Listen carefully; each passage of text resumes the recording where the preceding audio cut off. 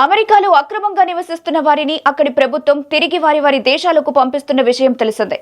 అక్రమ వలసదారులను స్వదేశానికి పంపించే క్రమంలో అగ్రరాజ్యం వ్యవహరిస్తున్న తీరుపై భారత్తో సహా పలు దేశాలు తీవ్ర అభ్యంతరం వ్యక్తం చేస్తున్నాయి.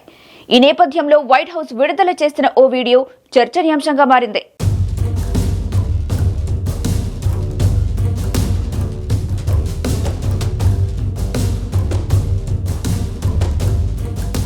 డిపోర్టేషన్ పై అమెరికా ఏమాత్రం తగ్గటం లేదు. వలసదారుల కాళ్లకు చేతులకు సంకెళ్లు వేసి విమానం ఎక్కించే వీడియోను అమెరికా తాజాగా విడుదల చేసింది.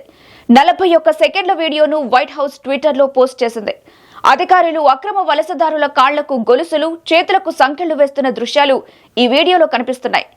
అనంతరం వారిని విమానంలోకి ఎక్కించారు.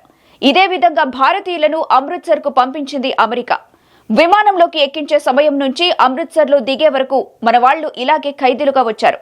అమెరికాలోకి అక్రమంగా వచ్చేవారికి హెచ్చరికగానే వైట్ హౌస్ ఈ వీడియోను రిలీజ్ చేసింది.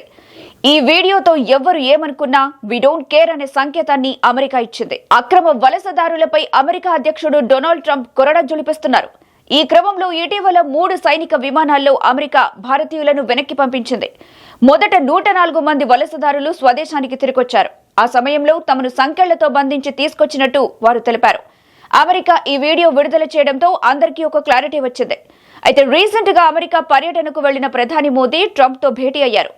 ఆ సమయంలో అక్రమ వలసదారులను వెనక్కి తీసుకుంటామని మోదీ తెలిపారు. ఆ తర్వాత వచ్చిన 2 విమానాల్లోని వలసదారులకు సైతం ఇలాంటి అనుభవాలే ఎదురయ్యాయి. ఈ క్రమంలో అక్రమ వలసదారులను హెచ్చరిస్తూ వైట్ హౌస్ విడుదల చేసిన వీడియో చర్చనీయాంశంగా మారింది.